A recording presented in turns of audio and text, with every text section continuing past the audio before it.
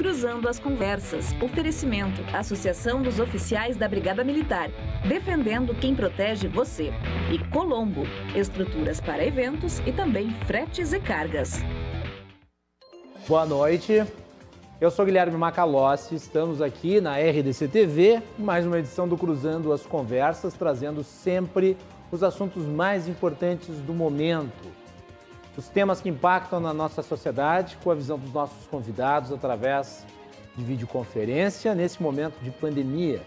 Sim, porque cuidamos da nossa equipe e daqueles que participam do nosso programa, utilizando a internet e as formas digitais para manter o debate ativo e fazer a reflexão aí em relação ao que é destaque no momento. Cruzando as Conversas vai ao ar de segunda a sexta-feira aqui na RDC, sempre a partir das 22 horas, logo após a primeira edição do RDC Shopping. Nosso programa pode ser assistido pelos canais 24 e 524 nas principais praças do Rio Grande do Sul, na Claro Net TV.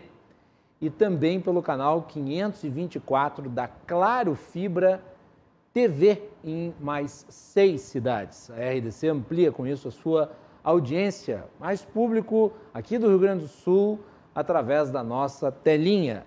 E você pode nos assistir agora de Monte Negro, Guaíba, Cachoeira do Sul, Gramado, Canela e Torres. Além dos nossos canais, você também pode acompanhar a RDC TV pelas redes sociais. A RDC, a emissora que tem o digital no nome.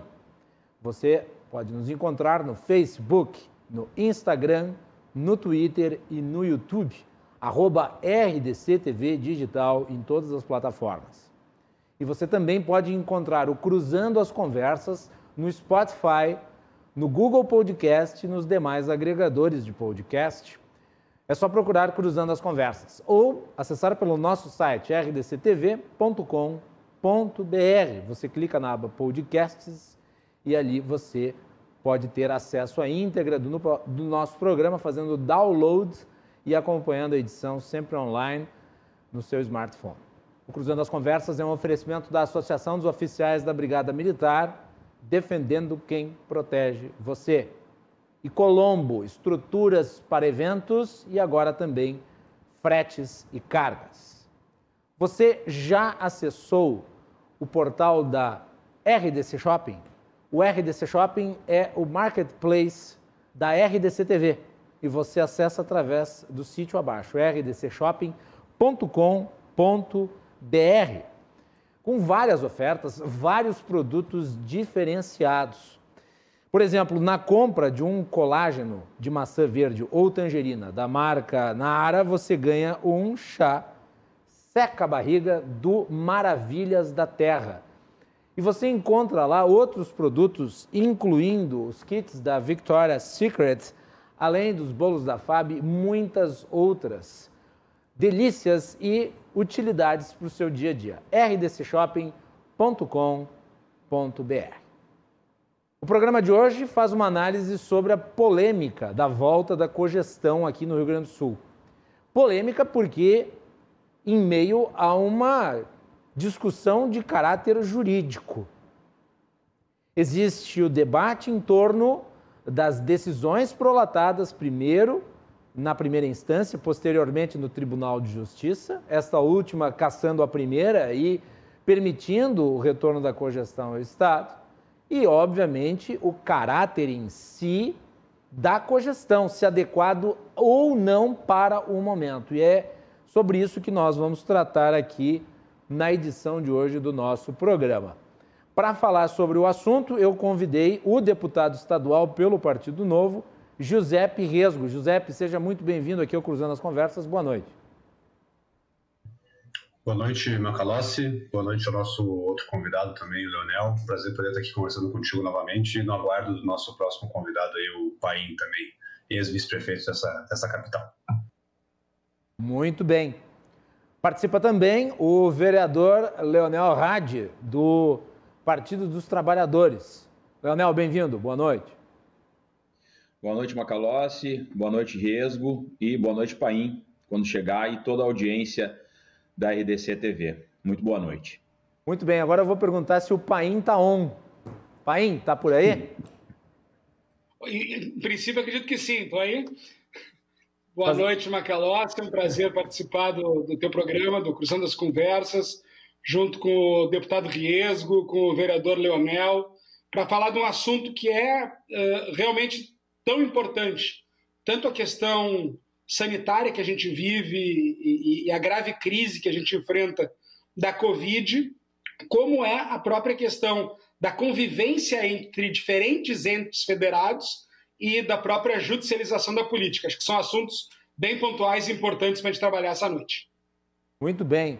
Fiz referência aqui, como todos sabem, ao lema de campanha do Paim durante o período que ele teve Covid, né, Paim? Você criou ali o slogan. Eu peguei Covid Paim tá on. Ali por outubro, então eu fiquei 25% do período da campanha, eu estava com Covid em casa, e aí a forma de fazer campanha foi exatamente isso. O Paim tá on, então eu tinha que gravar programa de televisão, eu gravava do meu celular por Skype, e os programas de rádio eu gravava também pelo áudio do celular. Então ficou o Paim tá on. Enfim, fez parte. Por isso perguntei se o Paim estava on. Está. Muito bem. A cogestão está de volta, então. Né? Depois nós vamos falar sobre o governador Eduardo Leite e a cogestão em si. Eu gostaria que, nessa primeira parte do programa, nós discutíssemos essa judicialização que se verificou aí ao longo dos últimos dias, primeiro com a decisão da primeira instância, que determinou a suspensão da cogestão, depois o recurso impetrado pela Procuradoria-Geral do Estado. O doutor Eduardo Cunha da Costa deu uma declaração à RDC nesse sentido, depois do resultado favorável no Tribunal de Justiça. E, enfim, houve, em virtude dessa judicialização, muita polêmica e muito debate. E eu vou começar pelo Giuseppe Riesgo, porque o Partido Novo se mobilizou contra o juiz da primeira instância que deliberou sobre a suspensão da cogestão. Giuseppe, eu gostaria que tu explicasse um pouco o que foi a ação em si e o que a motivou. O que aconteceu, a decisão tomada por esse juiz no final de semana, creio que foi na noite de sexta-feira, no início do sábado pela manhã, é uma decisão que depois, como comprovado pelo desembargador que derrubou a decisão, o desembargador Marco Aurélio Reins, é uma decisão que não tinha base alguma na legalidade, né? A gente não pode achar normal que um juiz interfira dessa forma no Poder Executivo sem qualquer base legal, simples e puramente por uma opinião pessoal ou uma forçação de barra, digamos assim, na questão da legalidade. Tendo isso em vista, é evidente que a decisão não durou mais que 24 horas pela fragilidade grande dela, e nós decidimos entrar com uma denúncia na Corregedoria do Tribunal de Justiça para fazer com que esse juiz ele seja investigado e que tenha consequências um ato dessa magnitude que, convenhamos, não pode se tornar padrão e não pode se tornar algo recorrente no estado do Rio Grande do Sul. Vocês imaginem se a cada ato do governador que um juiz discorde, ele ao ser acionado, ele vai suspender o ato do governador. Dessa forma, a gente tiraria completamente o direito do governante de se utilizar do princípio da discricionariedade e governar o estado pelas suas próprias decisões, e ao nosso entender não é essa a forma mais correta de um Estado de Direito se organizar, ainda mais um Estado com a separação, pelo menos em tese, dos três poderes entre Executivo, Legislativo e Judiciário. O Judiciário não pode tomar atitudes assim que não estejam basadas na lei e que não tenham uma base legal que dê sustentação às suas decisões. E por conta disso nós nos mobilizamos e decidimos tomar essa atitude para evitar que esse tipo de ato se torne moda e seja recorrente aqui no Estado, porque senão nós vamos ser governados por liminares e por decisões sem embasamento legal, e isso não é a melhor forma de ser administrado no nosso entender. Foi uma ação disciplinar contra o juiz Eugênio Terra, é isso, Giuseppe? Vocês questionam Isso, no Tribunal de Justiça. Vocês estão questionando também a isenção desse magistrado? Porque aparentemente o juiz ele tem uma forte carga ideológica que ele deixou entrar na sua decisão. A gente sabe que todas as pessoas têm, evidentemente, a sua visão política e a sua visão de mundo, mas isso se torna preocupante quando um juiz que deveria ser, ao menos, deixar isso de lado na hora de tomar suas decisões, acaba deixando que invada a sua atividade laboral enquanto membro do Poder Judiciário, e por conta disso que nós alertamos para essa atitude do juiz Eugênio Couto Terra. Muito bem, vamos ouvir a opinião do vereador Leonel Rade. Vereador, como é que o senhor viu aí a decisão em primeira instância e obviamente, qual que é a sua visão em relação à ação do Novo sobre ela? Em primeiro lugar, esse juiz foi provocado. Falando assim, parece que ele tirou uma decisão da cachola, ele puxou de algum lugar essa decisão e fez de ofício, né, uma série de ações. Ele foi provocado e ele deu a liminar que ele achava mais adequada para o momento, e realmente, no meu ponto de vista, era a decisão mais adequada, na medida em que nós não temos um arrefecimento da curva de mortes, nem da curva de contágio, em que os administradores estão mal preocupados com o seu eleitorado, no sentido de simpatias daquilo que foi propagado durante a sua campanha eleitoral, e as vidas estão sendo perdidas. Porto Alegre hoje é o epicentro da crise da Covid no mundo. Então, é muito estranho, nesse contexto, nós voltarmos à cogestão, que nada mais é do que afrouxamentos. Enquanto o Estado ele pode permanecer numa situação mais restrita, segundo o governador, isso em relação às prefeituras, existe esse relaxamento. Então, no meu ponto de vista, a decisão desse juiz foi acertada, ela foi provocada por entidades que têm autonomia, que têm legitimidade para fazer essas ações, tomou a decisão que ele achava correta, como bem falado pelo Riesgo, deputado Riesgo, as pessoas têm a sua ideologia, têm a sua visão de mundo, e isso não pode ser um impeditivo, né? Claro, não pode misturar política com decisões jurídicas, que foi mais ou menos o que aconteceu com o juiz Sérgio Moro. Mas, do meu ponto de vista, esse juiz teve uma ação que ele considerava que iria preservar vidas. E muitas vezes, quando a gente tem governos que estão completamente alienados do mundo real, da saúde dos gaúchos, dos porto-alegrenses, às vezes se faz necessário esse tipo de ação. Agora, em relação a esse procedimento disciplinar que está sendo movido contra esse juiz, eu acho muito temerário. Eu penso ser temerário, eu penso que é uma forma de intimidação, né, de ações legítimas e de órgãos constituídos do país. E eu já me solidarizei, inclusive, né, com o juiz, porque ele sofreu diversos ataques. É bom lembrar que não ficaram só no campo legal os ataques realizados contra esse juiz. Ele foi ameaçado de morte, teve seus dados vazados, ele foi muito agredido nas redes sociais, sua família foi ameaçada também, dados particulares gerais dele foram distribuídos aí em diversos grupos, inclusive, né, existem procedimentos aí no Tribunal de Justiça para a proteção desse magistrado. Então, a gente tem que começar a ter um pouco mais de cuidado nas ações políticas para que a gente não tenha esse tipo de ruptura. Inclusive, é importante dizer que o Tribunal de Justiça mobilizou a sua segurança em relação à situação do juiz em questão. Não, o Tribunal de Justiça foi em relação à decisão de segunda instância, obviamente, né? Mas... Não, mas é que o Tribunal de Justiça mobilizou, sim, a segurança. Sim, eu é que me confundi. Eu me confundi aqui, na leitura. Eu vou ler aqui. Após suspender por meio de liminar o retorno do mecanismo de cogestão no Rio Grande do Sul, o juiz Eugênio Couto Terra, da 10ª Vara da Fazenda Pública de Porto Alegre, está sendo alvo de ataques virtuais, como ameaças em redes sociais e até mesmo a divulgação de seu endereço pessoal. Diante da série de ataques, o Tribunal de Justiça do Rio Grande do Sul acionou seu núcleo de inteligência para monitorar o caso e garantir a segurança do juiz. Agora, eu mesmo não tecendo aqui uma consideração de juízo sobre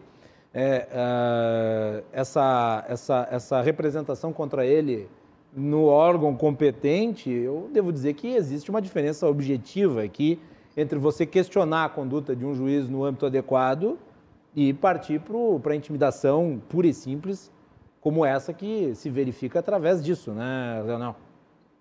Eu tenho acordo, mas eu penso que muitas vezes, porque não é aqui, mas eu vi parlamentares fazendo discursos muito contundentes e direcionados, trabalhando com esse ódio político. E isso incentiva, né? Isso, a gente sabe que esses grupos que agem em WhatsApp, em grupos de internet, eles têm algumas vinculações partidárias e de alguns políticos. Então, eu falo genericamente, a gente tem que ter mais cuidado, mais responsabilidade de determinadas ações e formas de articulação, mesmo que sejam postagens na internet.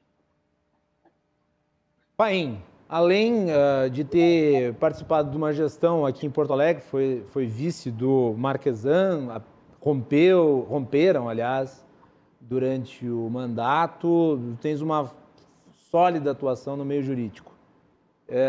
Tu é especialista na área eleitoral, mas de qualquer forma acho que tu podes fazer uma análise aí do ponto de vista jurídico sobre isso que muitos chamam de juristocracia. Ela existe? Esse magistrado interviu indevidamente na condução da gestão pública do Estado através da sua decisão? Acho que a gente tem que ver algumas questões. Primeiro, acho que a gente vai ter um consenso aqui, e isso tem que ser não apenas na teoria, mas na prática. Acho que o ódio político, de lado a lado, faz mal, não soma. E é de lado a lado. Nós temos exemplos, infelizmente, de lado a lado. E acho que cabe a todos nós, especialmente agentes públicos, a dar o exemplo de saber conviver numa democracia. Porque a democracia nada mais é do que a arte da convivência entre os diferentes. E nós temos que saber conviver e saber respeitar. Acho que esse é o primeiro ponto. Então, quando a gente fala em ameaça, quando a gente fala em vazamento de dados, quando a gente fala em qualquer coisa do gênero, a gente não está no campo político. A gente está no campo criminal. E isso não pode ser fomentado, incentivado e, repito, de lado a lado. Não é porque é contra os meus adversários ou a favor dos meus aliados. Não. De lado a lado, esse tipo de política não faz bem à democracia e não faz bem à política. Aliás, não é tipo de política. Esse tipo de atitude que a gente poderia dizer até criminosa. Agora, claro, todos os agentes públicos, e eu diria que os magistrados também o são servidores públicos, têm os seus atos passíveis de serem analisados, de serem questionados e de serem debatidos jurídica e politicamente. E, claro, eu tenho o máximo respeito pela magistratura do Rio Grande do Sul. A minha formação é jurídica, meu mestrado, meu doutorado, minha atuação, sou advogado há 21 anos, tenho o máximo respeito à magistratura do Rio Grande do Sul, mas a gente tem exemplos e exemplos. E a gente tem juízes que se expõem mais publicamente e outros menos. E é do perfil. Quando o juiz se expõe mais publicamente, politicamente ou ideologicamente, ele fica, claro, mais sujeito a receber os confrontos e os enfrentamentos políticos, ideológicos também. E me parece o caso. É um julgador que, sem dúvida, tem uma postura em redes sociais, uma postura pública ideologicamente bem identificado. Não são todos os magistrados que a gente consegue identificar ideologicamente. Não estou dizendo que os magistrados não tenham uma postura, o ideal ideológico natural do ser humano. A gente tem uma visão de mundo. Alguns expõem mais e se expõem mais com isso, e outros menos. Acho que esse é o primeiro ponto. O segundo ponto, Macalossi, que para mim é fundamental, é que a gente vê num dos raros momentos, a gente teve, pensando aqui em Porto Alegre, claro que são 497 municípios do Rio Grande do Sul, mas pensando em Porto Alegre, é uma decisão que conseguiu unir. Me parece a única que eu vi. Unir o município, o Estado e a União. Pelo menos os três entes federados, os três representantes e seus apoiadores contra essa decisão. Esse é um ponto que chama a atenção. A gente não pode pensar também que quando o presidente da República tinha uma postura e o judiciário disse, olha, cabe aos outros entes, estados e municípios limitarem isso, a gente aplaudir porque era uma política diferente da que eu gostaria. Aí, de repente, eu tenho a do Estado, alguma que eu gostaria, e aí, quando muda isso na outra esfera, na esfera municipal, a gente não aceita porque é contra uma política que eu defendo. A gente tem que tomar um pouco de cuidado em relação a isso. E não podemos esquecer que a gente tem presidente da República eleito, governadores eleitos e prefeitos eleitos. E não podemos esquecer que o caso de Porto Alegre, o prefeito foi eleito com esse discurso. E esse discurso foi um discurso escolhido pela população de Porto Alegre. Teve no segundo turno um discurso contrário a esse, mas esse discurso não foi escolhido pela população de Porto Alegre.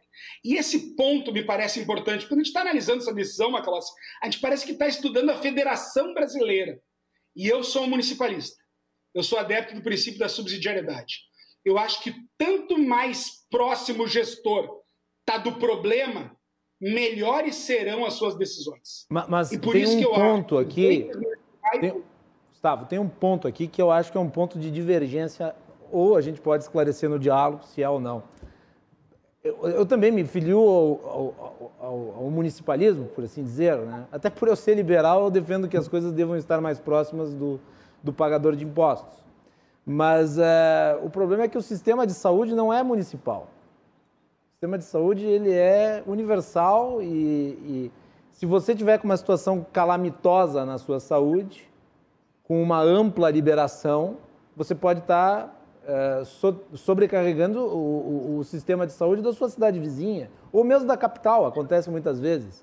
E é aí que fica a dificuldade, né, desta preponderância pretendida pelos prefeitos de decidir, em última instância, com relação ao governo do Estado, que é aquele que realmente gerencia a coisa de uma forma mais equânime. Como é que faz para equilibrar isso? Temos uma parcial divergência, Macalossi, porque aí a gente teria que entrar na questão federal. A gente fala que a União tem cerca de 2/3 dos recursos. Sim. Então, o sistema de saúde ele é nacionalizado, federal, e a imensa maior parte dos recursos são federais.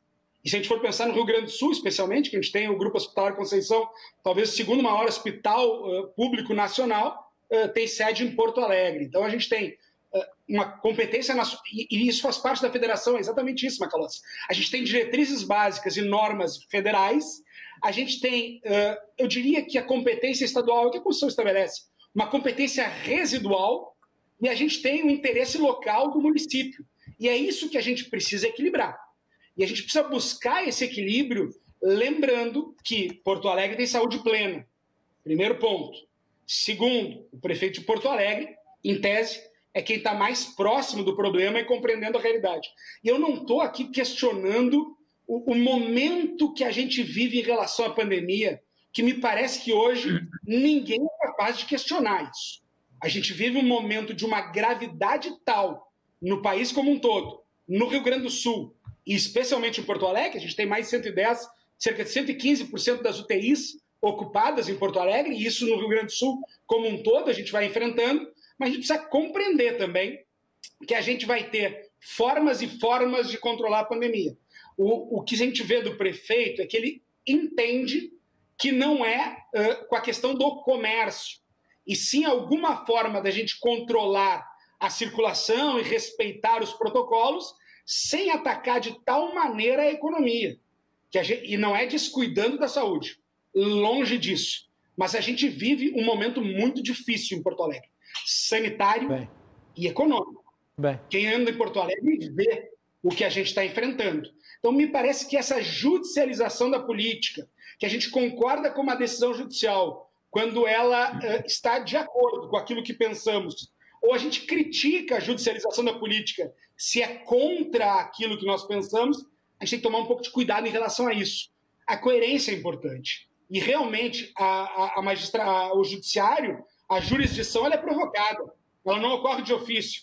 Salvo o Supremo Tribunal Federal, às vezes, quando instaura um inquérito de ofício. Mas a regra o princípio da jurisdição, é que ela é provocada, que ela é inerte. Então, ela foi provocada e teve uma decisão. E quando a gente não concorda com uma decisão, o que cabe é isso, é dentro do instrumento, dentro do ordenamento jurídico, recorrer. E foi a decisão do desembargador Reins. E me parece que entra dentro da lógica, de novo, da gente respeitar os entes e a gente respeitar a democracia e a gente tentar conciliar nunca descuidando da relevância e da dificuldade que a gente enfrenta em relação à pandemia. Eu acho que quem questiona a decisão do magistrado, doutor Eugênio, em primeiro grau, não questiona desdenhando da relevância e das dificuldades que a gente enfrenta em relação à Covid.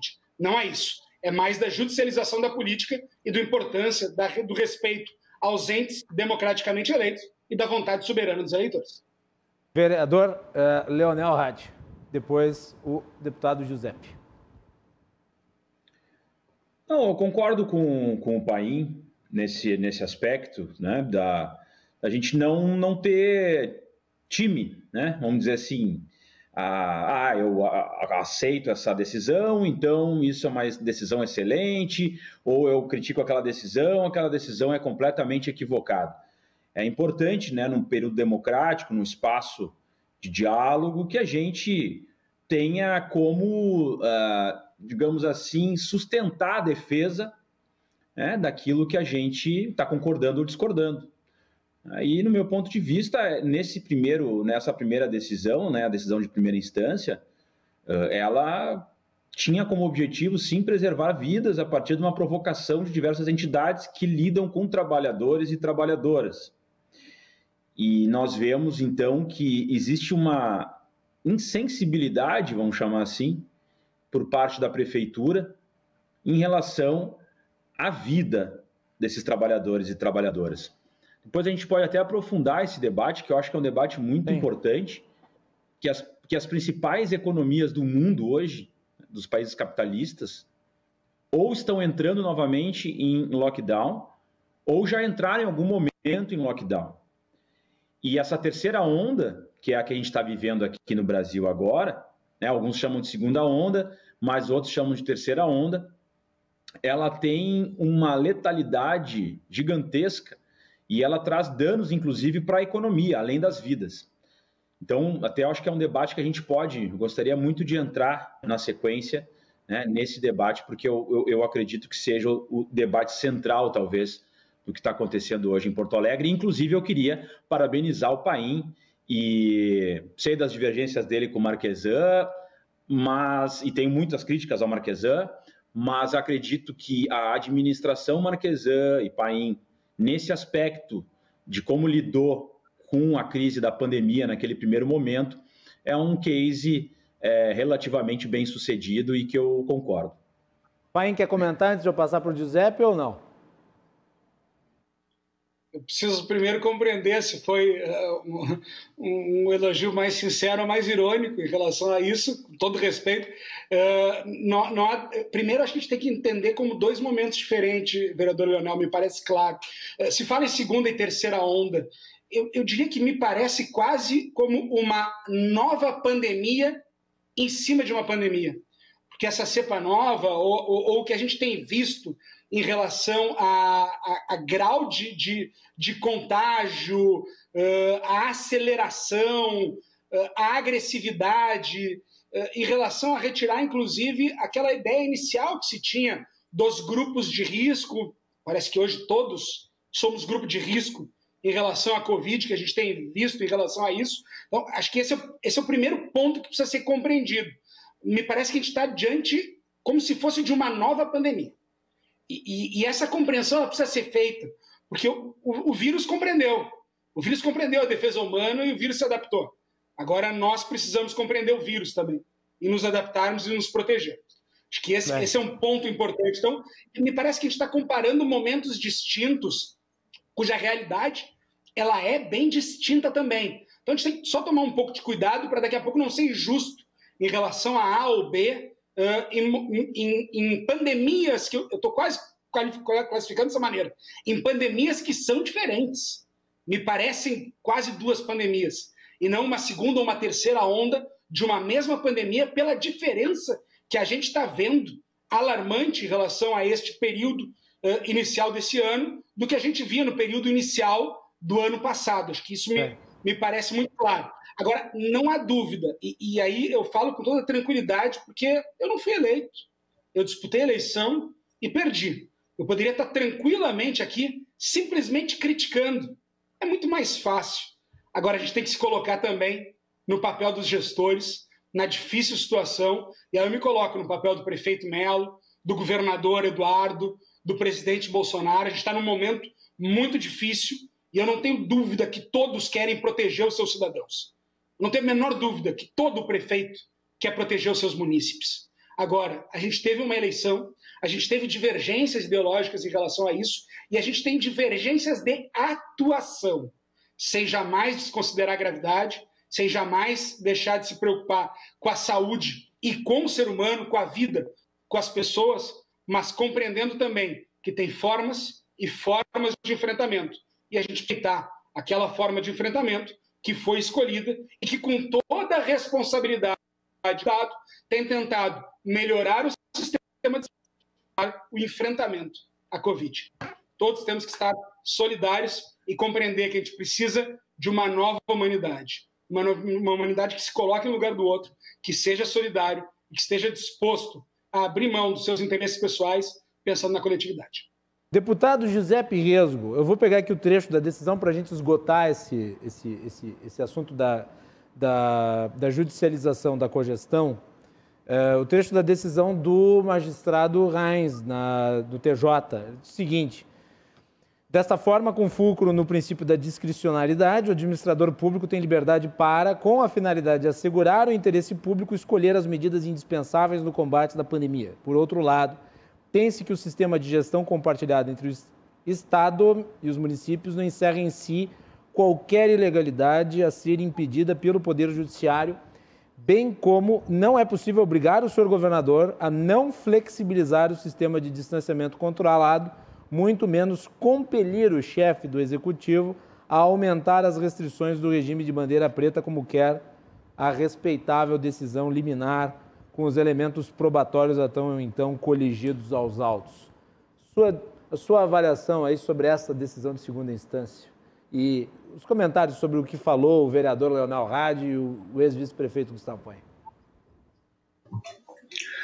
Bom, eu tinha feito a minha primeira manifestação falando na questão da legalidade da decisão de primeira instância, que eu considero que foi muito bem sustada e derrubada pelo desembargador Marco Aurélio Reins. Eu entendo o ponto de vista do vereador Hadi e considero que faz parte do debate, né? Talvez seja o ponto mais importante do debate da pandemia, quais são as medidas que vão ter que ser tomadas para combater o avanço do vírus. Ninguém aqui, de forma alguma, considera o vírus uma bobagem, ninguém aqui acha que o vírus não é sério, ninguém aqui acha que ignorar o vírus e fazer nada, claro que não.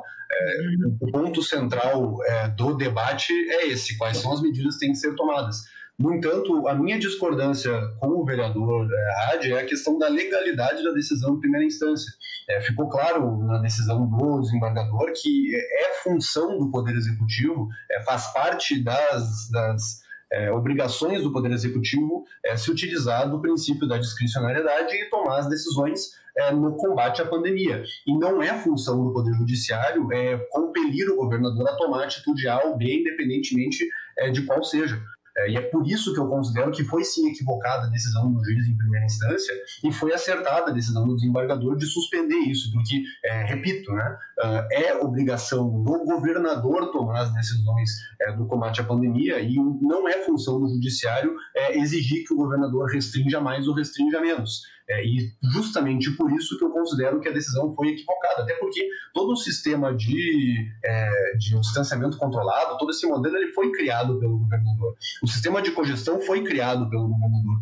Tudo isso que foi feito até agora foram decisões tomadas pelo governador. E esse é o ponto principal de discordância quanto à forma de que isso foi suspenso pela Justiça. Agora, se a gente vai debater aqui, eu, o vereador Leonel, o ex-vice-prefeito Paim, quais são as melhores medidas para combater o vírus, bom, aí a gente pode entrar na seara do debate, mas a questão da legalidade, eu sinceramente considero que não foi correta a decisão em primeira instância, e considero que o desembargador Reis trouxe um pouco mais de sanidade a esse debate, até porque, óbvio, evidentemente que o juiz não tomou de ofício a decisão, óbvio que ele foi provocado, mas não existia direito algum a ser garantido naquele momento e não existia como ele suspender a decisão do governador de retomar a cogestão. Esse é o ponto principal, eu acredito, do debate da forma, e aí depois, né, se a gente for entrar na questão das restrições, aí, de como que vai ser feito o combate à pandemia, aí sim a gente vai abrir a discordância e a dissidência de qual a forma melhor de se combater o vírus. Mas esse ponto da legalidade eu acho que era importante de ficar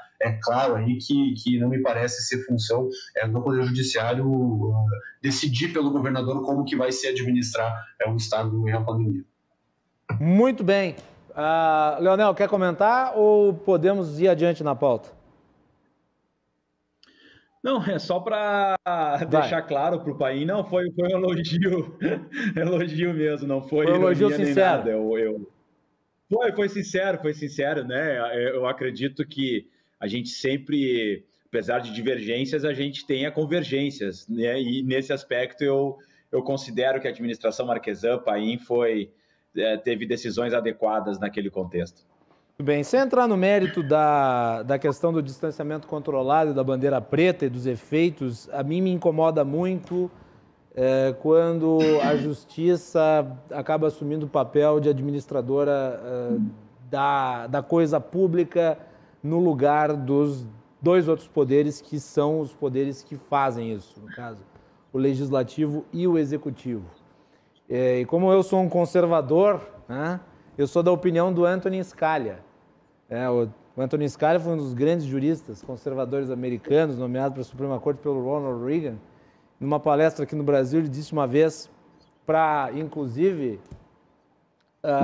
surpresa e desolação do então advogado Luiz Roberto Barroso, que se a lei é burra, a aplicação dela será burra.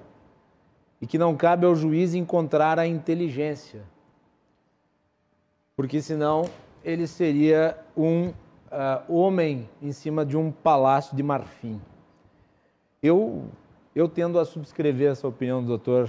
Antonin Scalia, e por isso que tenho criticado aqui frequentemente a judicialização das decisões políticas, por mais que muitas vezes eu nem concorde com a decisão política que é tomada. A democracia é um caminho difícil, né? Fácil é o caminho da ditadura. Bem, vamos falar então sobre a cogestão em si. Vamos entrar no mérito, depois da judicialização, o mérito da cogestão. Porque nós estamos, inegavelmente, como disse o Paim, num momento de tal gravidade que parece uma nova pandemia. Isso eu acho que ninguém pode negar. O Dr. Alexandre Zavascki, que é um dos mais importantes infectologistas aqui do Rio Grande do Sul, uma pessoa com quem eu tenho interlocução e que é um pesquisador renomado, um dos maiores pesquisadores do Brasil na matéria, ele publicou um post que a mim considero assombroso, porque denota o estado da gravidade como um todo aqui no nosso estado. Ele publicou basicamente uma nota no seu Twitter fazendo um cálculo de proporção. Se a população do Rio Grande do Sul, com esse nível de contágio que nós temos aqui, fosse a população brasileira. Se o Brasil tivesse a mesma taxa de mortalidade do Rio Grande do Sul hoje, morreriam 5.150 pessoas de Covid por dia. Então, é inegavelmente uma situação muito delicada e nós estamos vendo aí o grau de ocupação dos leitos de UTI nas mais variadas estruturas hospitalares, sejam elas públicas ou privadas. O último relatório que nós tínhamos acompanhado aqui na RDC, que nós publicamos, mostrava inclusive o Hospital Moinhos de Vento, que é um hospital de referência global, privado, que tem recursos, com 160% de ocupação. Então, esse é o panorama. E, obviamente, do outro lado, você tem o fôlego econômico do cidadão para suportar a paralisação. Os países que fizeram lockdown o volume de investimentos para paralisação foi muito maior do que aplicado aqui. E ano passado não se aplicou pouco, se aplicou bastante, quase R$1 trilhão apenas ano passado. Esse ano, entretanto, os recursos são menores e a gravidade da pandemia é muito maior. Eu gostaria da avaliação de vocês sobre o efeito da bandeira preta. Deve perdurar, Leonel Hadi? Eu discordo desse sistema. Eu acredito que esse sistema das bandeiras ele tem a sua validade, mas da forma como ele foi implementado no final, ele se demonstrou completamente ineficaz, porque a gente não teve nem lockdown, isso é bom que se diga. No Brasil não teve lockdown. A gente teve mitigação de deslocamentos, né, mitigação de circulação de pessoas, mas em nenhum momento a gente decretou um lockdown. Tirando talvez Araraquara hoje, talvez tenha sido a única cidade assim, que eu me recordo, talvez outra aí, mas que tenha realmente realizado um lockdown, que é fechamento total. Fecha tudo, as pessoas não circulam na cidade, não podem circular, não podem, só fica aberto farmácia e locais para compra de alimentos e deu. E o Brasil, via de regra, Rio Grande do Sul, Porto Alegre, nunca viveu essa realidade. E isso se demonstrou um grande problema. Porque ao mesmo tempo que atingiu a economia, na medida em que houve restrições de alguns tipos de atividades econômicas e não outros, não cessou essa circulação de pessoas, que continuaram tendo suas atividades, bem ou mal, de uma certa forma, transitando, fazendo suas atividades nas ruas, fazendo seus encontros. E isso ficou muito claro durante o Carnaval, né? O Carnaval isso ficou muito evidente, esse descaso, né, da população com essas regras de bandeiras no Rio Grande do Sul. Então, no meu ponto de vista, a gente deveria, sim, ter medidas de controle de circulação, mas em situações extremas, como nós estamos vivendo agora, deveríamos copiar estados que eu falo, né, países como a Inglaterra, como a França, como Portugal, como Nova Zelândia, que com a Alemanha agora que está tendo uma situação bem complicada, e inclusive tem um dado muito importante, que vincula Portugal e Israel. Israel, acho que hoje já tem quase 100% da população vacinada. E Portugal, se eu não me engano, está na casa dos 15% da população vacinada, mas é mesmo contingente populacional. O lockdown foi realizado em Portugal, sem vacina. Enquanto em Israel está num processo ali de fechamento parcial, mas agora com vacinação. Os resultados de Portugal com lockdown e sem vacina são mais promissores do que em Israel com vacina. E isso que ambos países estão relativamente tranquilos no quesito pandemia. Então, só para a gente ter uma realidade. E, inclusive, diversas pesquisas demonstram que períodos de lockdown tem um efeito econômico muito superior, muito melhor de recuperação econômica do que períodos de abre e fecha, desse sistema híbrido que a gente está vivendo. Porque o que se tem de consenso hoje é que países que têm uma grande quantidade de mortes não conseguem salvar sua economia, não conseguem ter uma melhoria econômica. Ou seja, é uma ilusão, a gente só empurra as pessoas para a morte, porque elas estão indo para a rua circulando, não conseguirão seu emprego, passarão por dificuldades econômicas da mesma maneira e ainda correm o risco de se vitimizarem ou vitimizarem seus parentes, seus amigos. Então seria muito importante a gente ter uma política que visasse... Claro que não é uma política fácil, eu entendo os prejuízos políticos que isso traz, porque ninguém gosta de ser tolhido da sua liberdade. Vereador, deixa eu fazer uma pergunta sobre o lockdown, que de fato não houve no Brasil, à exceção talvez dessa cidade que o senhor menciona.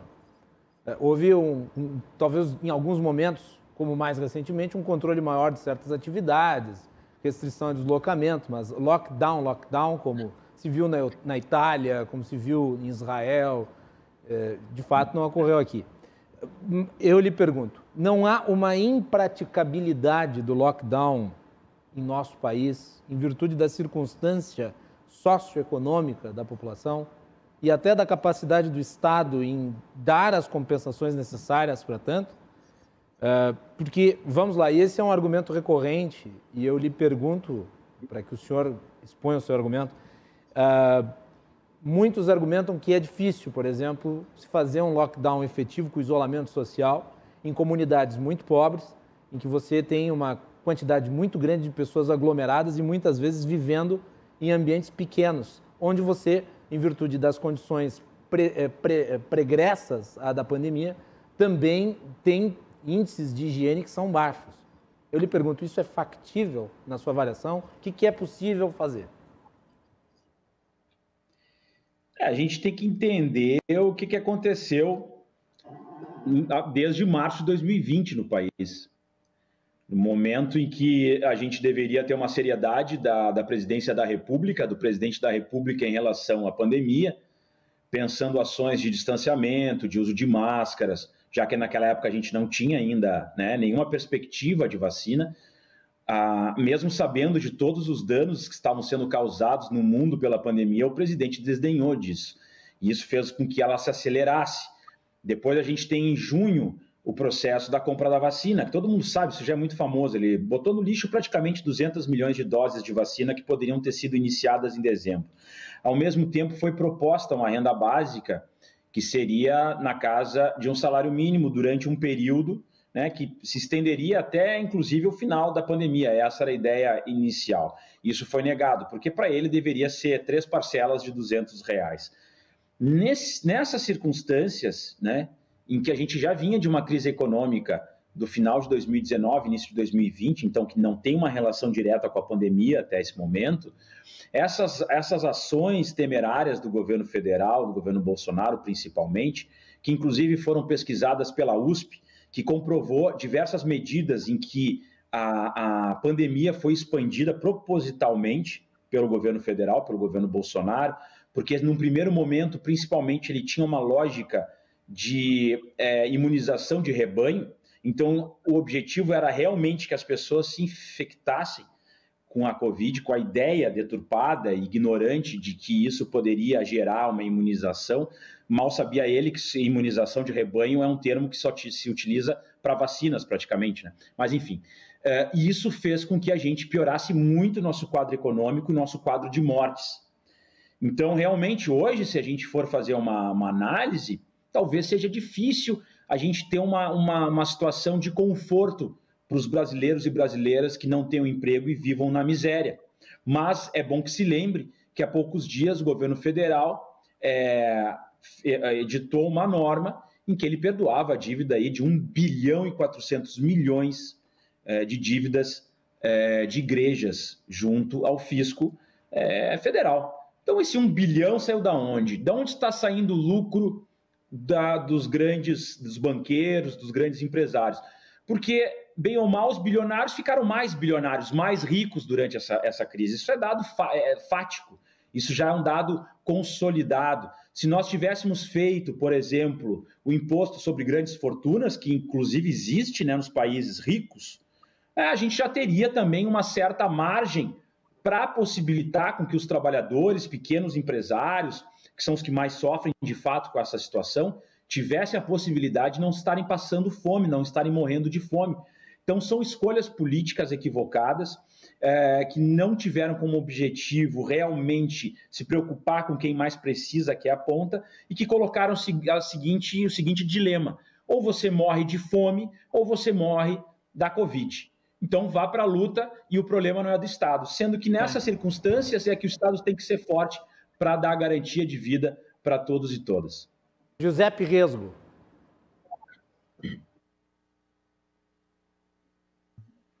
Sobre o modelo de distanciamento controlado do governo, eu estava ouvindo atentamente aqui o Leonel e acredito que eu discordo da imensa maioria das coisas que ele disse.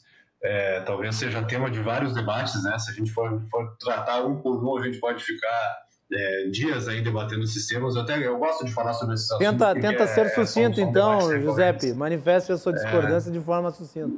Não, mas eu queria trazer um ponto de incrível concordância com o vereador Leonel. Ele mencionou que o modelo de distanciamento controlado do governo Leite é ruim. Eu tenho convicção que o modelo de distanciamento controlado do governo é uma baita de uma bobagem, para utilizar o termo correto. É uma forma de combater a pandemia que não resolve nada, confunde a população, troca, cada semana muda os critérios, muda os números, muda o que acontece em cada bandeira, e depois ele vai criando emendas ao modelo, até chegar no ponto hoje em que nós estamos o estado inteiro em bandeira preta, onde se criou um negócio chamado cogestão, e onde os prefeitos podem aplicar a bandeira vermelha, sendo que a bandeira vermelha, até um tempo atrás, era uma bandeira de fechamento completo de comércio. Então, nesse ponto... E hoje a bandeira vermelha já é bandeira amarela, então. Virou uma... É uma grande confusão.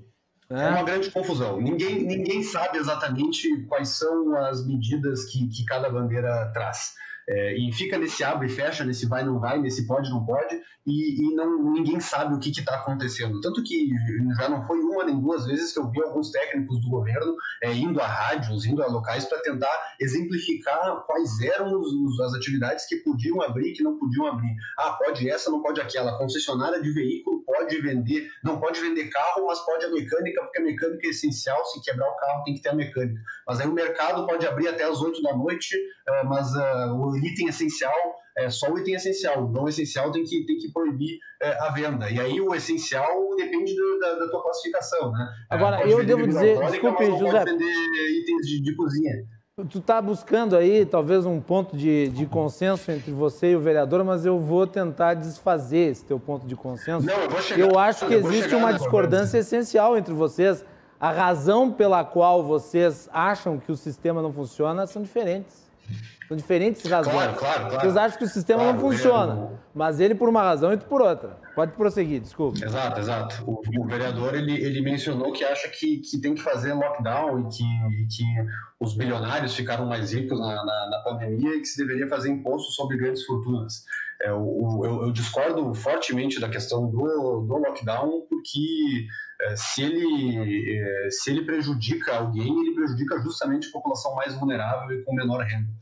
O lockdown é uma medida dolorida para aqueles que não têm emprego garantido e para aqueles que não têm garantia de poder trabalhar quando tudo voltar ao normal. Tem empresas que não voltam do lockdown, e é por isso que eu considero ele temerário. Ele pode até trazer benefícios na restrição do vírus e da circulação do vírus, mas o efeito colateral dele é tão grande, mas tão grande, que eu não considero uma alternativa viável. Eu considero que a alternativa mais viável para o combate ao coronavírus é a testagem em massa e o rastreamento de casos, assim como foi feito na China, quando eles perceberam que era assim que se combatia o coronavírus, se identificaram os casos das pessoas contaminadas e se fez o óbvio, que é testar todo mundo que entrou em contato com elas, e dessa forma se foi isolando aqueles que já estavam contaminados e continuando o rastreamento até encontrar essas pessoas e assim retirar os contaminados do contato à sociedade, fazendo uma política de rastreamento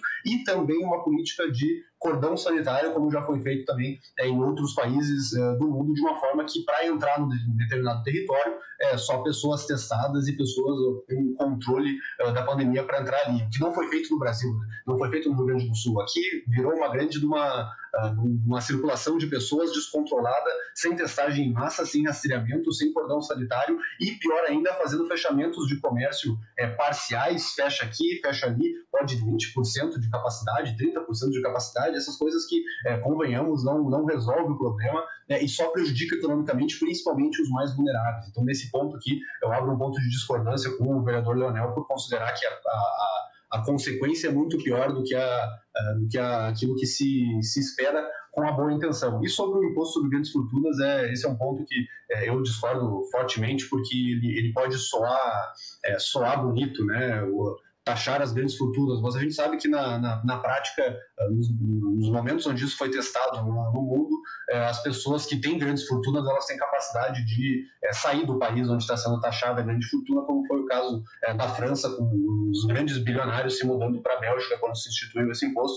Então, apesar da intenção de ser capital bilionários, na verdade, a consequência é essas pessoas saírem do país e não se conseguir fazer a captação de recursos pelas grandes fortunas. Eu também considero um erro querer punir pessoas que tenham adquirido essa fortuna ao longo da sua vida, porque não necessariamente uma pessoa rica é uma pessoa corrupta, uma pessoa que adquiriu o seu patrimônio de uma forma ilegal. Só que aqui dar um outro debate muito mais longo, uma forma que o vereador tentou encontrar de captar mais recursos, né? Então, talvez não seja o ponto principal do debate hoje, mas eu acredito que a única forma da gente sair dessa situação toda, a única maneira de se controlar o vírus, todo mundo sabe, que é a vacinação. Não existe outra maneira da gente conseguir sair disso que não a vacinação. Todas as medidas são paliativas até chegar na vacinação. E hoje eu fiquei sabendo de uma nova notícia que o Ministério da Saúde passou a orientar os estados a dar a primeira dose sem ter a necessidade de guardar a segunda dose. Isso faria com que todo esse estoque de vacinas que nós temos para a segunda dose já pudesse ser colocado na rua de uma forma que as pessoas já tivessem a imunização da primeira dose, e isso Mas é polêmico, né, José? Porque as pesquisas... Isso é polêmico porque as pesquisas feitas em relação à imunização, elas foram com 2 doses, né? Agora saiu um estudo em Israel. Sobre... Só para trazer informação, saiu um estudo em Israel sobre a aplicação da primeira dose da Pfizer. A primeira dose da Pfizer gera uma imunização de 85%. Eu não sei se há algo nesse sentido relativo à Coronavac e à AstraZeneca, que são as 2 vacinas que usamos. Só para completar. Que não dá, sim, concordo contigo que claro que uma dose só é menos imunização, mas já é mais imunização do que nenhuma dose. E a gente eu concordo, eu acho que diante do cenário, melhor liberar todas as vacinas mesmo. Eu concordo. Exato, e aí eu considero outro ponto equivocado e, ao meu entender, estranho da forma com que se determinou a prioridade das aplicações das doses. Eu considero bem estranho que profissionais considerados da saúde que não estão na linha de frente estejam recebendo prioridade na vacinação em detrimento de idosos aí de 70 e poucos anos de idade, que notavelmente são grupos de risco. Eu não considero normal um cidadão dos seus 20 e poucos anos de idade, que é um profissional da saúde, que não está na linha de frente, não é um médico, um enfermeiro, um técnico de enfermagem na linha de frente, por exemplo, um veterinário ou um psicólogo, que tudo bem, se considera profissional de saúde, mas em questões de prioridade, essa pessoa não deveria estar sendo vacinada nesse momento. Nós deveríamos estar vacinando idosos, pessoas com comorbidades, pessoas que têm riscos grandes de vir a utilizar um leito de UTI nesse momento. Então, esse é outro questionamento que eu trago, que eu considero estranho e que eu não considero a melhor forma de se combater o vírus, fazendo essa vacinação com essa lista, pelo menos de prioridade, um pouco estranha ao meu entender, e eu vou buscar esses dados sobre o número de doses de segunda dose que estão guardados no Estado, porque se essa decisão foi tomada pelo Ministério da Saúde, ao meu entender, nós deveríamos avançar rapidamente com a vacinação de mais pessoas possível, melhor do que ficar esperando para dar a segunda dose. Eu vou devolver para o Leonel e vou deixar o Paim para a abertura do próximo bloco. Leonel. Não, é bom que se diga que a China fez lockdown, sim. Testagem em massa, rastreamento e lockdown, porque não adianta só fazer testagem em massa e rastreamento se as pessoas seguem circulando indiscriminadamente, né, pela cidade. Então é necessário que exista um lockdown, um fechamento e uma não permissão de circulação. Claro, né, todas essas controles de fronteira, tudo isso é extremamente necessário e exatamente o que o Brasil não fez, nem o Rio Grande do Sul, né? Não fizemos o dever de casa e estamos pagando um preço alto. Em relação ao que foi falado da economia, eu volto a frisar, né? Os países capitalistas, os principais países capitalistas, as principais economias capitalistas do mundo, né? Não todas, mas grande parte delas, fizeram seu lockdown. E isso foi uma maneira que eles tiveram de ter uma recuperação econômica mais acelerada.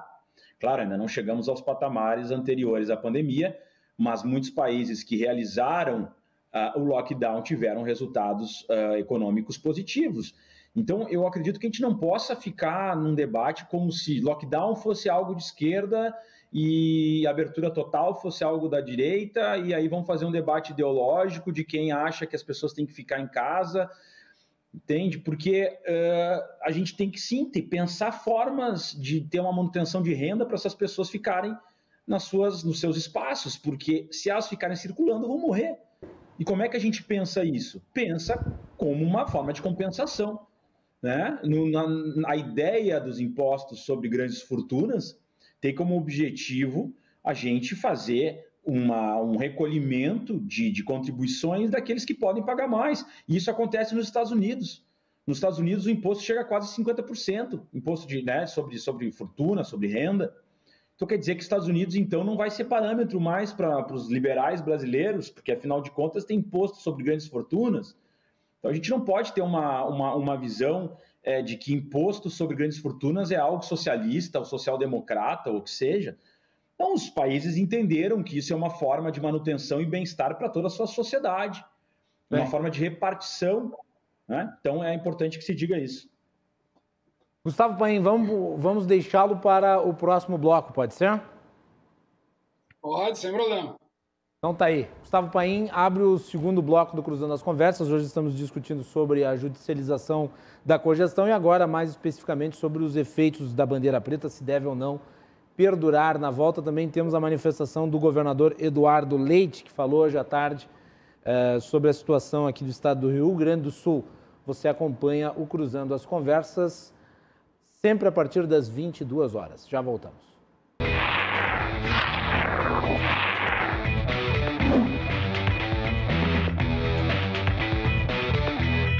Cruzando as Conversas está de volta aqui na RDC. Hoje estamos falando sobre a cogestão no Rio Grande do Sul. Participam do programa Leonel Hadi, vereador pelo Partido dos Trabalhadores aqui em Porto Alegre, o deputado estadual pelo Novo, Giuseppe Riesgo, e o advogado e ex-vice-prefeito da capital, Gustavo Paim. O Cruzando as Conversas é um oferecimento da Associação dos Oficiais da Brigada Militar, defendendo quem protege você.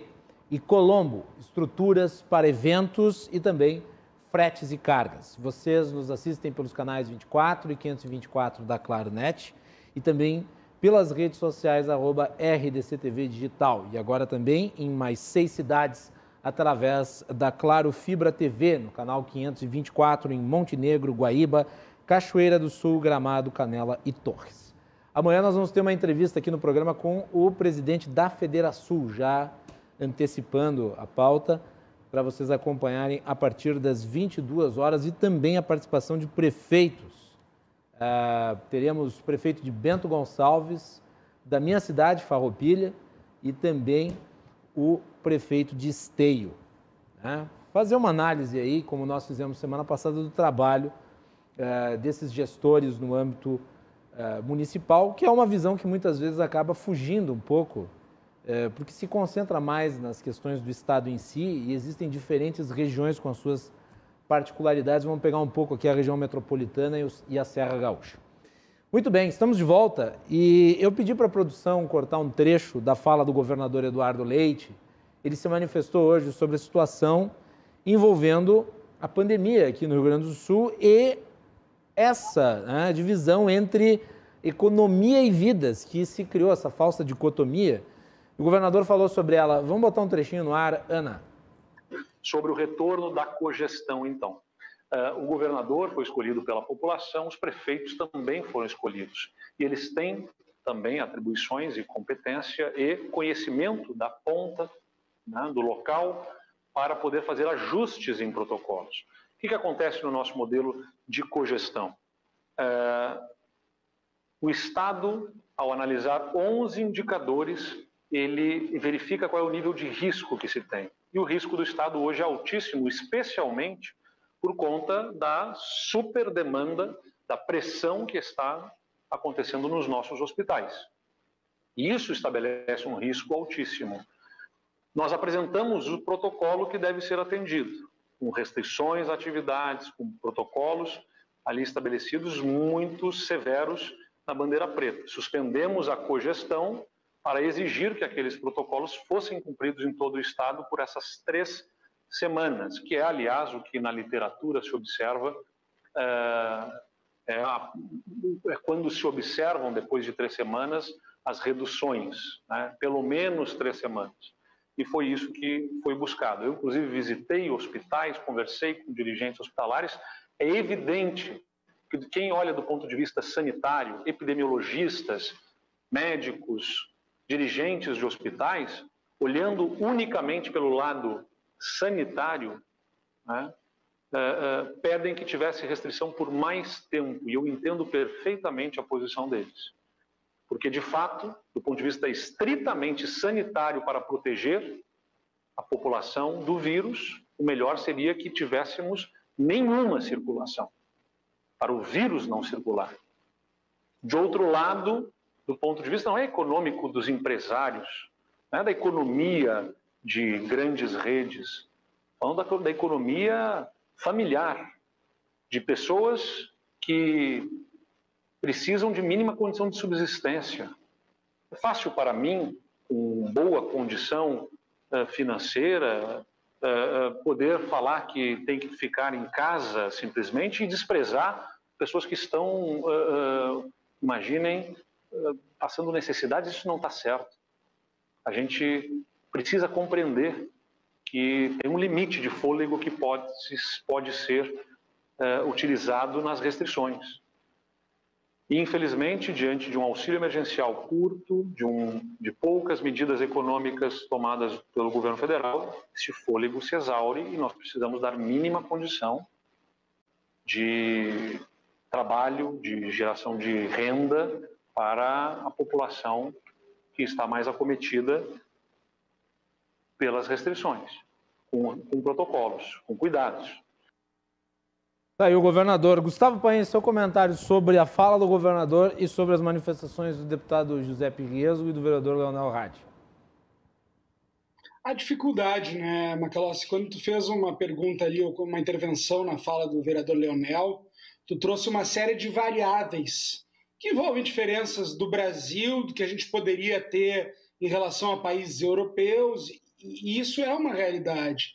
Se nós fôssemos dizer, olha, 2 semanas de lockdown resolveria todo o problema do coronavírus, bom, seria um sacrifício que seria exigível das pessoas. A gente está falando no 13º mês de pandemia, 13º mês que nós enfrentamos restrições no Brasil. Se não se teve um lockdown de paralisação total, não se teve um dia nesses 13 meses, estamos entrando no 13º mês, que não tenha tido restrições, maiores ou menores, atingindo pessoas. E aí o governador entra, não é questão da macroeconomia ou da economia dos grandes empresários, é a subsistência, muitas vezes, do seu João e da Dona Maria. Quem anda em Porto Alegre vê a quantidade de pessoas em situação de rua que Porto Alegre já tinha e que Porto Alegre tem ainda mais agora. É difícil se ter... Não existe uma resposta mágica em relação a isso. Claro que a gente tem que ter testagem, a gente tem que ter inteligência para rastrear e a gente tem que ter vacina. A vacina é fundamental para a gente ter imunização e com imunização é a única maneira que a gente vai ter de ir retomando a economia. A gente está enfrentando dificuldades muito grandes hoje e que vão se projetar no tempo, durante bastante tempo. Então, como enfrentar isso? Me parece que não tem uma resposta mágica. Vamos dizer, olha, muitas pessoas diziam que tinha que ter fechado tudo. Será que lá em março de 2020? Será que em abril de 2020? Será que em maio de 2020? Muita gente defendia o lockdown lá. Tá, mas eu lhe pergunto, daí, e agora, com a maior crise sanitária da história do Estado? Faria uma diferença para a nova cepa agora? Um lockdown em março de 2020? Não, eu estou falando... Não, claro, não vamos discutir o passado, né? Acho que nós temos que avaliar a situação atual. E agora? E agora se deixa tudo aberto ou se fecha? É a pergunta que eu faço. Alô, tá me ouvindo? Sim. Me ouviu? Macalossi? Gustavo Paim, tá me ouvindo? Oi, eu tô te ouvindo. Tá me ouvindo? Deve ter dado um circuit breaker na nossa conexão. Eu tô te ouvindo agora. Será que nós estamos com um delay aí na fala? Parece que sim. Tá conseguindo me ouvir? Estou te ouvindo, mas eu acho que está entrando minha manifestação com delay. Bom, enfim, eu lhe perguntava, nesse momento, claro, 2020 pode se questionar se era o momento de se fazer aquele fechamento ou não, naquele momento. Mas e agora, nesse momento, 2021, com tantos casos, é o momento ou não é o momento? Entendo que não, Macalossi, a gente de novo está há 13 meses enfrentando restrições. Me parece que a economia como um todo, e aí pensando economia, pensando em saúde, pensando em vidas, 13 meses de restrições que a gente teve, será que agora a gente consegue ter esse sacrifício absoluto, e aí envolvendo todos, de novo, o governador falou, às vezes é muito fácil para quem, independentemente de lockdown ou não, independentemente em casa ou não, vai ter a sua renda garantida. Daquele que não vai ter a sua renda garantida, daquele que vai perder o seu negócio, daquele que vai quebrar a sua empresa e que vão ter consequências de saúde também. A gente vê consequências de saúde mental, a gente vê consequências muito graves. De novo, ninguém aqui desdenha da gravidade do momento que a gente está vivendo. Agora, ninguém aqui também diz, olha, pessoal, 2 semanas de lockdown, está resolvido o problema, a gente retoma a economia, é melhor do que restrições menores durante um período de tempo muito longo. Essa resposta ela não existe. O que a gente precisa caminhar logo, e isso é o que me parece que se formou finalmente um consenso, é para a gente realmente poder ter a imunização pela vacina. E aí não é entrar quem está se aproveitando do momento de pandemia ou não, acho que a gente precisa ter aqui solidariedade e compreender. E isso é fundamental. A gente precisa superar divergências políticas, a gente politiza muito o debate. Não tem hoje uma família que não esteja enfrentando dificuldades e traumas. E todos nós, em maior ou menor proporção, com maior ou menor exposição, estamos enfrentando as consequências dessa grave crise sanitária e econômica que a gente vive. E a gente precisa ter um pouco desse sentimento de alteridade, se colocar no lugar do outro e entender que não tem decisões mágicas nem decisões fáceis. Criticar é muito fácil. O profeta do acontecido é muito fácil. Dizer que deveria ter sido feito isso ou aquilo é muito fácil. Agora, viver na pele, a dificuldade de enfrentar superlotação, a pressão de se enfrentar dificuldades sanitárias e a pressão de ver a economia, a cidade, as pessoas sofrendo e enfrentando uma pandemia com saúde e com vida e também com dificuldades econômicas, olha, tenho certeza que nenhum gestor gostaria de estar passando por isso. E a gente precisa compreender, respeitar e trabalhar muito para que a gente saia o quanto antes disso, que vai ser, sem dúvida nenhuma, com a vacina. Não me parece que vai ser com 1 ou 2 semanas de lockdown que a gente, de novo, não vai enfrentar isso como a gente está enfrentando agora e nós vamos ter consequências, talvez, ainda mais gravosas. Só para trazer aqui um número, enquanto o Brasil registra recordes diários da média móvel, domingo nós tivemos o maior número de mortes registradas por Covid desde o início da pandemia, foram mais de 1.200 registros num dia em que habitualmente nós temos aí subnotificação. Enquanto isso ocorre aqui, em outros países em que a vacinação acelera com passos firmes, a tendência é em contrário. Hoje o Brasil é responsável por 28% das mortes de coronavírus no mundo. A Grã-Bretanha, o Reino Unido, registrou nas últimas 24 horas apenas 17 óbitos pela pandemia, o que denota aí a força da imunização já de maneira bastante presente.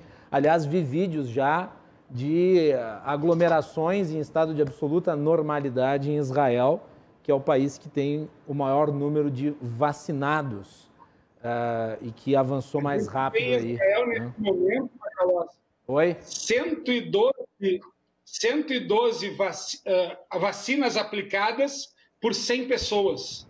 Quer dizer, a gente já está na segunda dose da população integral, né? O Rio Grande do Sul, eu devo dizer, o Rio Grande do Sul não vai mal. O Rio Grande do Sul aplicou 1 milhão de doses da vacina já.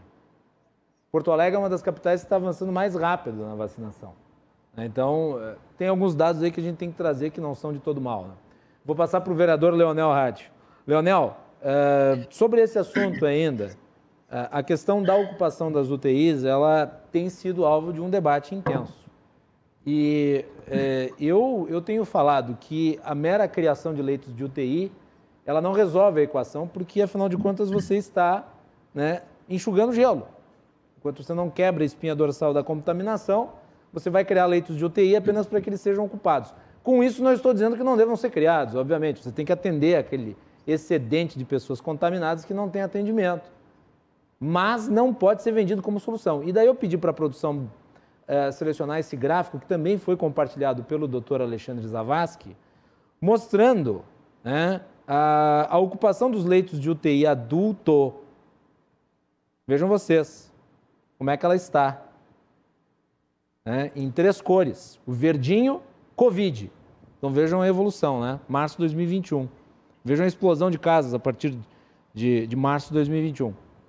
Outras causas e leitos livres. Os leitos livres em cinza, em cima simplesmente sumiu. Já não há vagas. Como é que faz, Leonel Hadi? É isso que a gente está tentando argumentar quando defende lockdown, quando defende fechamento.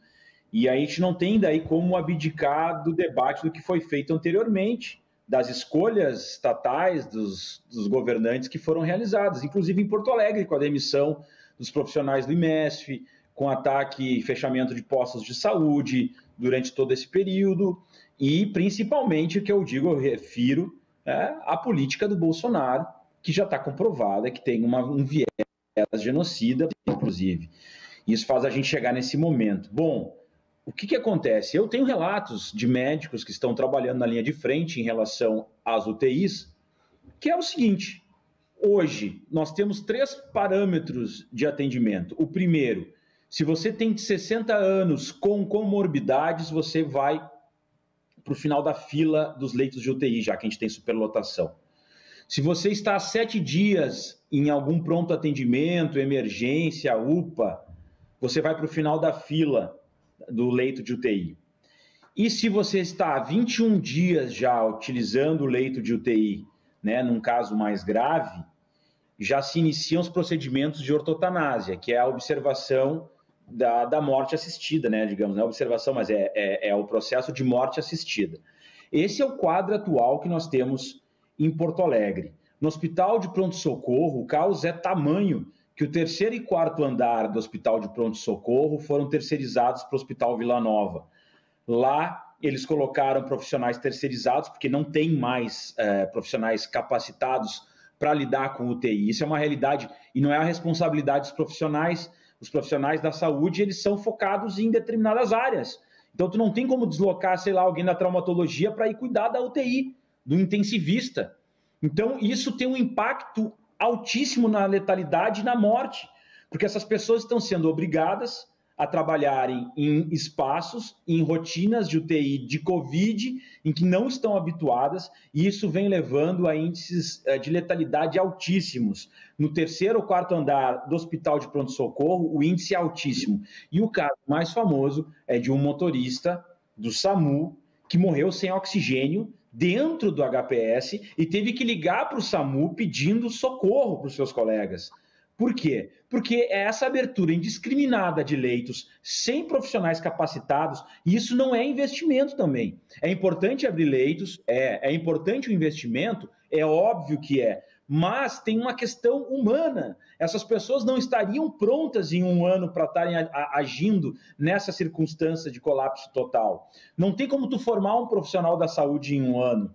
Então, são vários fatores que chegam, né, na conclusão de que se nós não pudermos fazer uma ação enérgica de forma a estancar a circulação de pessoas e parar a circulação de vírus, a gente vai continuar com uma quantidade absurda. E esse vírus, como ele tem essa característica de ser mais agressivo, de se propagar com maior velocidade, e ele está disseminado na nossa cidade, ele está completamente disseminado em Porto Alegre e no estado do Rio Grande do Sul, nós temos que parar de alguma maneira.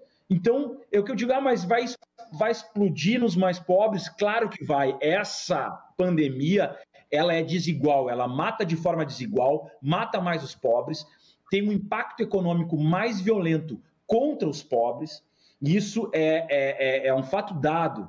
Agora, a gente tem que achar alternativas e algumas pessoas vão ter que abrir mão dos seus benefícios, no sentido de, e não é benefício ali do servidor público que tem a sua estabilidade ou daquele aposentado, não, eu estou falando daqueles que têm realmente um recurso viável para ter um impacto econômico real, que são os bilionários desse país, como eu já falei. Esses ganharam mais. Os supermercados, por exemplo, nunca tiveram tanto lucro, com essa situação da pandemia? Em decorrência de todas as políticas, o pequeno e microempresário estão tendo um impacto negativo absurdo. Então, são essas situações injustas que nós teríamos que ver. Então, eu observo que não tem outra saída a não ser esse tipo de política de distanciamento social. E as pessoas, daí tu diz assim, mas as pessoas também, a gente mantém o comércio, mas as pessoas são mal educadas e circulam e se aglomeram e tal. É claro, se não tiver uma política clara de controle e de distanciamento controlado de fato, de forma ostensiva, as pessoas sempre vão achar o seu jeitinho e vão achar que está tudo na normalidade, porque nunca é com elas. Elas nunca estão infectadas, elas nunca vão passar para ninguém, todo mundo é super-homem, né? E aí está o quadro que a gente está vivendo em Porto Alegre. Vereador, obrigado. Vou passar aí para o Giuseppe. Depois vamos nos encaminhar para as manifestações finais. Giuseppe. Bom, acho que o meu ponto já foi colocado aqui, né? Eu creio que a solução apresentada pelo vereador Leonel não é uma solução viável. Ela funciona em tese. Na prática, se taxa as grandes fortunas, os bilionários saem do país ou fazem igual nos Estados Unidos, onde não se deixa o imposto aplicar, né? Se criam holdings familiares, empresas familiares, e se passa o patrimônio para a empresa, e aí não incide o imposto sobre grande fortuna lá nos Estados Unidos, como diferentemente da tese, né? De que as pessoas vão se deixar levar, permitir que o governo tome metade do patrimônio que a pessoa construiu ao longo da sua vida. Então eu creio que essa não é a solução, mas como o próprio vereador mencionou anteriormente, que nós tínhamos que buscar alternativas com até uma certa boa vontade aqui, né? E aqui a gente está se dando, tanto eu quanto ele, mutuamente, o benefício da dúvida entre um e outro e a vontade de contribuir para o debate, de encontrar uma alternativa, porque se tem um ponto ali que nós podemos concordar, é a questão que a ideologia não pode atrapalhar a tentativa de buscar alternativas para esse processo todo. E eu, sincero e honestamente, considero que a alternativa apresentada de taxar grandes fortunas não vai solucionar o problema. Isso não vai trazer os recursos que se espera, isso não vai combater o problema do vírus. Eu considero que nós temos que buscar outro caminho, e o lockdown, sinceramente, não é o caminho que eu vislumbro, porque, de fato, reitero, prejudica majoritariamente aqueles com baixa renda e aqueles que dependem do trabalho para viver. As pessoas hoje estão, sinceramente, desesperadas, absolutamente desesperadas, desamparadas, e qualquer menção a fechamento de comércio traz pânico para muita gente, e não só empresários, traz também para trabalhadores dessas empresas, porque eles sabem que os seus empregos estão no limite, está na corda bamba, e se nós tivermos quebradeira de empresas, nós vamos ter fins de empregos também, nós vamos ter demissões em massa, e talvez essas vagas de emprego não voltem no futuro. Por isso que eu penso que a alternativa não seja lockdown, a alternativa seja justamente o rastreamento dos casos, a testagem em massa, a abertura de novos leitos, os cordões sanitários, as medidas de postergar as cobranças de impostos, adiamento de cobranças de impostos, assim como as medidas que nós estamos pedindo que o governo do estado faça, e medidas de distanciamento, evidentemente, mas que não façam com que o fechamento de comércio seja a solução apresentada, porque isso, ao meu entender, não soluciona o problema. É só ver, por exemplo, a gente com aí transporte Agora, deixa eu lhe fazer uma pergunta, José. Deixa eu lhe fazer uma pergunta. Hoje saiu um manifesto de uma quantidade muito grande de economistas, e muitos deles identificados com o pensamento liberal, como o caso do Pércio Arida, o Armínio Fraga, o ex-presidente do Banco Central, Ian Goldstein, e o Pedro Malan, defendendo isolamento social e até mesmo um lockdown nacional. Eles estão errados na sua avaliação? Eu considero que sim, eu considero que a consequência disso é muito grande, muito deletéria para pessoas de baixa renda, principalmente. Isso pode até reduzir a circulação do vírus, até porque se as pessoas estão com um lockdown decretado e são obrigadas a não sair das suas casas, evidentemente que se reduz a circulação do vírus. O problema é o efeito colateral que isso traz. E lembrem, né, uma política pública não pode ser avaliada pela sua intenção, mas pela consequência e aquilo que efetivamente acontece na prática. E a forma com que a gente está lidando com tudo isso hoje, ao meu entender, não é a forma que traz o efeito ótimo, digamos assim, que traga menos efeitos colaterais e traga um resultado efetivo. Tendo em vista tudo isso que tem acontecido, e nós estamos já há 1 ano nessa situação toda. A gente tem que buscar, assim, fortemente e insistentemente a vacinação em massa da nossa população e tentar fazer com que das medidas de combate não sejam tão doloridos para a população, porque hoje em dia o que a gente está vendo é isso aí: pessoas desempregadas, empresas quebradas, a inflação subindo absurdamente, os preços subindo muito, as pessoas percebendo que o seu dinheiro está valendo cada vez menos, e talvez um lockdown vá piorar mais ainda todo esse processo, e esse é o meu receio com essas medidas de fechamento de comércio excessivo, e é por isso que eu respeitosamente discordo aí dessas sugestões trazidas de fazer fechamentos excessivos como lockdowns e tudo isso que foi sugerido. Muito bem, senhores, nós vamos para a rodada de encerramento. Já esgotamos o tempo do programa, não o assunto.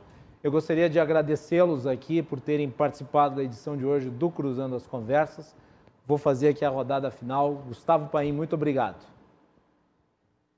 Que agradeço a oportunidade, Macalossi, um prazer debater aqui com o deputado Giuseppe, com o vereador Leonel, e reiterar, nós não temos essa resposta única ou correta. Quando vê um manifesto de grandes economistas, claro que há uma preocupação geral com a economia e que sabe que perdurando essa situação que a gente está vivendo, quanto mais tempo, mais difícil vai ser a retomada econômica. Agora, não há nenhuma certeza em relação as consequências a longo prazo que nós teremos com um fechamento mais rigoroso ou menos rigoroso. O que a gente vê, e é o que está se mostrando no mundo, é a importância da imunização, da gente realmente ter vacina, e tudo indica, pela quantidade de contratos e tudo mais, que em breve a gente vai ter, até o final do ano, as condições de realmente ter uma imunização do Brasil o quanto antes disso. Parece que tem muitos contratos em andamento para que isso aconteça, e a gente precisa trabalhar muito para que realmente a gente tenha uma situação que possa retomar uma normalidade, porque a gente está há 13 meses enfrentando isso, e essas consequências, elas são inelimináveis, as consequências, elas já estão aí, e a gente realmente vai ainda pagar um preço maior a médio e longo prazo, e a gente precisa ter consciência disso. Então, cada vez mais a gente poder ter divergências, o que faz parte. O que eu gostei muito desse debate, Macalossi, que nós tivemos divergências ideológicas. Olha, eu vou dizer, Gustavo, assim, ó, em geral, a gente pega um tema desses e a gente imagina as pessoas um gritando na cara do outro, mas eu achei que foi extremamente construtivo aqui, um diálogo importante. Eu acho que esse programa se presta a isso, pai. E cada um vai querer, tem as suas ideias do que seria melhor ou qual seria a melhor solução. Eu concordo com o deputado Giuseppe, é claro que não é um imposto sobre grandes fortunas. Primeiro que a gente está falando da anualidade da anterioridade tributária. A gente está falando algo só para 2022. Quer dizer, claro que a gente não vai enfrentar a pandemia agora com recursos que a gente estaria falando se tivesse uma atmosfera perfeita para isso, numa lei complementar, nas duas casas legislativas, a gente estaria, quando a gente conseguisse chegar a consenso, a gente estaria falando em 2022, então isso não resolveria o problema agora. A gente tem que pensar realmente no dia que nós estamos vivendo, a gente precisa também compreender um pouco os gestores, a responsabilidade que eles têm, e repito, ninguém gostaria de estar passando por essa dificuldade e por essa responsabilidade, e acreditar que a gente possa... Não. Todo mundo que é gestor hoje quis. Todo mundo que é gestor hoje quis. Não queria estar na gestão enfrentando essa pandemia. Ah, perfeito. Tá, perfeito, entendeu. Todo mundo gostaria de ter uma gestão numa situação melhor, que a gente sabe as dificuldades que isso tem de recursos públicos, de saúde, de vidas, de economia, de aprovação, que nenhuma medida aqui é uma medida que as pessoas gostem. Verdade. Nem na restrição maior, nem na restrição menor. Todos têm sua imagem abalada em relação a isso. Mas eu tenho a convicção, diferente que foi falado, que ninguém está levando em conta o capital político. As pessoas estão levando em conta, sim, aquilo que elas acreditam que seja melhor para o enfrentamento da pandemia. Pai, muito obrigado. Agradecer também a participação do vereador Leonel Hadi. Hadi, obrigado. Obrigado, Macalossi. Obrigado também, Paim, obrigado, Riesgo, foi uma honra esse debate. Eu acredito que a gente tenha talvez mais consensos do que dissensos nesse aspecto, né, da pandemia. Temos acordo que a vacina é o essencial, e aí divergimos das questões emergenciais, de como lidar com essas emergências que vivemos nos dias atuais. É com muita tristeza que a gente tem um governo federal totalmente incapaz, que inclusive não conseguiu fazer uma reunião com secretários de saúde dos estados e especialistas vinculada a essa reunião aos remédios, aos sedativos, equipamentos de intubação que estão acabando, porque em agosto do ano passado o governo federal deixou de comprar esses materiais.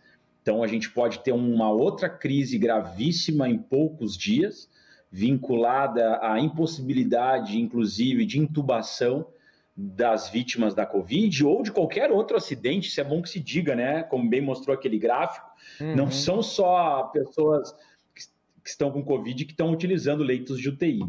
Então, é muito dramática essa situação. E eu não vejo uma melhora a curto prazo, infelizmente. Eu acho que a gente vai piorar ainda mais e em medidas mais drásticas necessárias, mas a custo de muitas vidas até esse processo. Mas uma boa noite, fiquem bem, fiquem em casa e seguimos sempre à disposição, né, do bom debate, e agradeço também toda a audiência. Obrigado, Radi, e obrigado ao deputado Giuseppe Riesgo, também com a última palavra. Te agradeço, Macalossi, obrigado. Um abraço para o Leonel, para o Paim, obrigado por esse debate profícuo no dia de hoje. Sempre à disposição, Macalossi, para participar. Espero ser convidado mais vezes. Estava com saudade, já fazia tempo que eu não participava do teu programa aqui. Obrigado e uma boa noite. Com certeza, sempre temos espaço aqui para os deputados da bancada do Novo, também para o Leonel e para os integrantes do Partido dos Trabalhadores, e o Gustavo Paim, que é advogado e tem uma militância junto ao Progressistas. E nós vamos para o nosso intervalo, voltamos na sequência para o encerramento do Cruzando as Conversas de hoje.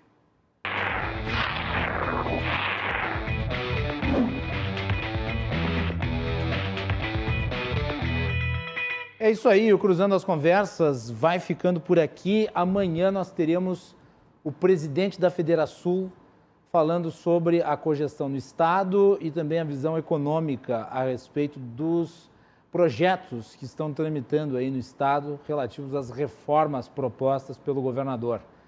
A entrevista foi gravada hoje à tarde e ela vai ao ar amanhã a partir das 22 horas. E também a participação dos prefeitos de Bento Gonçalves, Farroupilha e Esteio, falando sobre as visões a respeito da pandemia a partir do olhar dos administradores municipais, que é uma coisa que tem faltado no debate público a respeito desse tema, e nós temos tentado trazer aqui o máximo de visões possíveis a respeito. Então, amanhã, às 22 horas, na RDC TV, Cruzando as Conversas, que tem um oferecimento da Associação dos Oficiais da Brigada Militar e do Corpo de Bombeiros, defendendo quem protege você, e de Colombo, estruturas para eventos, e também fretes e cargas.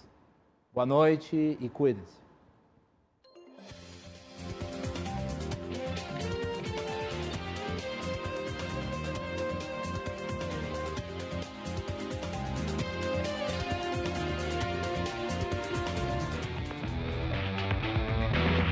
Cruzando as Conversas. Oferecimento. Associação dos Oficiais da Brigada Militar. Defendendo quem protege você. E Colombo. Estruturas para eventos e também fretes e cargas.